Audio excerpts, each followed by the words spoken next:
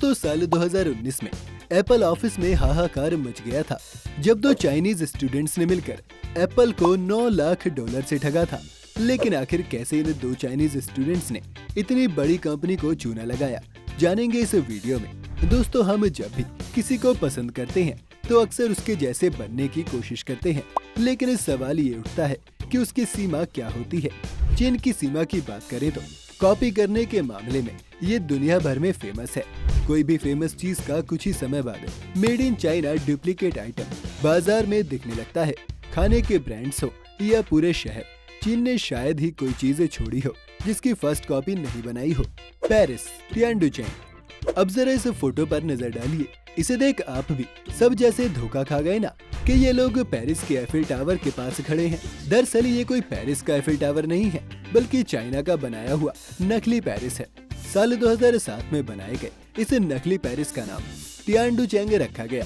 फर्क सिर्फ इतना है कि ओरिजिनल एफिल टावर से अलग इस एफिल टावर की ऊंचाई बेहद कम है। इतना ही नहीं, इस नकली पेरिस को इतना बेहतरीन तरीके से कॉपी किया गया है कि यहाँ के कोबलस्टोन स्ट्रीट्स हो या फिर रेनेसांस फाउंटेन्स, सभी चीजें बिल्कुल ओरिजिनल की तरह ही हैं। भैया, इन्होंने तो कॉपी करने की सारी हदें तब पार कर दी जब इन्होंने दुनिया भर में मशहूर लियोनार्डो डा विंची की मोनालिसा पेंटिंग भी बनवा डाली। लेकिन इतना सब कॉपी करने के बाद भी चीन को झटका तब लगा जब इस फर्स्ट कॉपी पेरिस में बसने सिर्फ 3000 लोग आए। चीन सरकार ने कई बदलाव जैसे घर के दाम कम करने और इस टाउन को शंघाई सिटी से कनेक्ट करने के बाद लोगों की इसमें दिलचस्पी बढ़ी और ये फर्स्ट कॉपी प्रोजेक्ट सक्सेसफुल हो पाया। Electronics and automobile. अगर आप भी एप्पल के प्रोडक्ट खरीदने का शौक रखते हैं, लेकिन बजट की तंगी के चलते आपका सपना पूरा नहीं हो पा रहा है, तो आपको अपने प्रोडक्ट्स ऑर्डर करने चाहिए चाइना से, क्योंकि यहाँ आपको 2 से 3 हजार रुपए में आसानी से एक आईफोन मिल जाएगा। दरअसल ये असली नकली के धंधे का ठेका सेक्ट नाम की एक चाइनीज कंपनी ने लिया है। इस कंपनी ने एप्पल प्रोडक्ट्स की फर्स्ट कॉपी बनाने में महारत हासिल की हुई है। इसी के चलते 2019 में एक कंट्रोवर्सी सामने आई। दरअसल 2 चाइनीज स्टूडेंट्स ने एप्पल कंपनी के साथ $9 लाख यानी कि लगभग 7 करोड़ रुपए का घोटाला किया था। इन 2 डेढ़ शाने बंदों ने चाइना से कई फर्स्ट कॉपी आईफोन्स मंगवाए और ये सारे फोन्स को अमेरिका के असली एप्पल स्टोर में रिपेयर के लिए भेज दिया। फिर इन फोन्स को ये चाइना में प्रॉफिट में बेचते थे। अब आप ही सोचिए कि ये चाइना वालों में कॉपी करने का कितना हुनर होगा कि उन्होंने असली एप्पल स्टोर वालों को भी मामू बना डाला। वैसे इनकी ये कॉपी कैट वाली हरकत सिर्फ इलेक्ट्रॉनिक्स तक ही सीमित नहीं है, ऑटोमोबाइल सेक्टर में भी कॉपी करने में इनका तजुर्बा बहुत ज्यादा है। शांगवान ऑटो नाम की एक चीनी कंपनी को ले लीजिए, जो दुनिया भर में grand father of copycat car के नाम से जाना जाता है। एक समय में कार के खराब पार्ट्स ठीक करने वाली ये कंपनी आज करोड़ों की मालिक है। और इस सबसे खास बात तो ये है कि इन्होंने ये करोड़ों की कंपनी डुप्लीकेट कार को मार्केट में लॉन्च करके कमाई है। इस सब की शुरुआत इस कंपनी ने 1990 में शांगवान SHZ213 निकाल कर की, जो कि पूरी की पूरी अमेरिकी जीप कैरोकी की हमशक्ल थी। इसके बाद ये कॉपी का सिलसिला कभी नहीं रुका। कभी लैम्बोर्गिनी तो कभी होंडा जैसी कई और गाड़ियों की फर्स्ट कॉपी बनती रही। तमाम ट्रेडमार्क और इंटेलेक्चुअल प्रॉपर्टी लॉ के केसेस के बाद भी कोई इनका बाल भी बाका न कर सका, और इसके बाद भी इनका ये सिलसिला थमा नहीं, बल्कि और बढ़ता चला गया। Rip off brands. अगर रिप ऑफ ब्रांड्स की बात करें तो इसमें तो चाइना की बराबरी कोई नहीं कर सकता। खाने से लेकर कॉस्मेटिक में सारे ही इंडस्ट्री की फर्स्ट कॉपी बनाने का ठेका इन्होंने ही लिया हुआ है। आइए इनके बारे में थोड़ा जानते हैं। सबसे पहले बात करते हैं खाने की। तो दोस्तों, चाइना वालों ने पॉपुलर अमेरिकन कंपनी KFC को कम्पीट करते हुए अपने यहाँ KFG खोल डाला, जिसका नाम और लोगो देखने में बिल्कुल KFC की ही तरह है।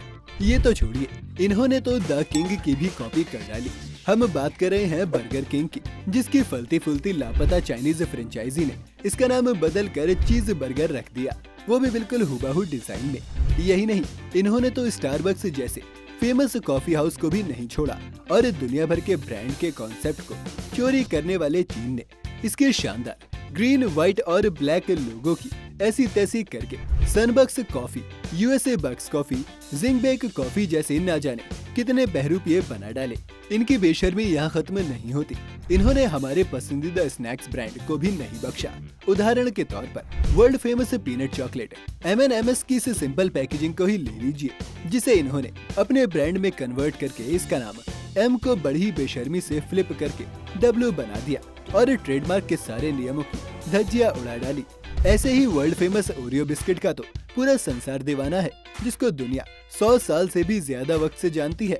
मगर भला ये चिंदी चोर इसकी कॉपी करना कैसे भूल सकते थे, और इन्होंने बना दिया ओरियो से बोरियो, ओलायो और तो और गोरियोरियो। अब अगर ड्रिंक्स की बात करें तो वो गाना तो आपने सुना ही होगा, नशा अगर शराब में होता तो नाचती बोतलें। लेकिन दोस्तों, इन्हें देखकर लगता है नशा यहाँ शराब में नहीं बल्कि शराब बनाने वालों में था। तभी तो नहाने वाले बाथटब में नकली शराब बनाकर ये लोग फेक लेबल के साथ उसे जॉनी वॉकर से जॉनी वर्कर बना देते हैं। ऐसा ही कुछ हाल इन्होंने वर्ल्ड फेमस जैक डैनियल के साथ भी किया। यहाँ तक कि इनकी बनी ये जॉन्स डैनशे कब दुनिया की नंबर 1 ब्रांड बन गई वो तो भगवान ही जाने।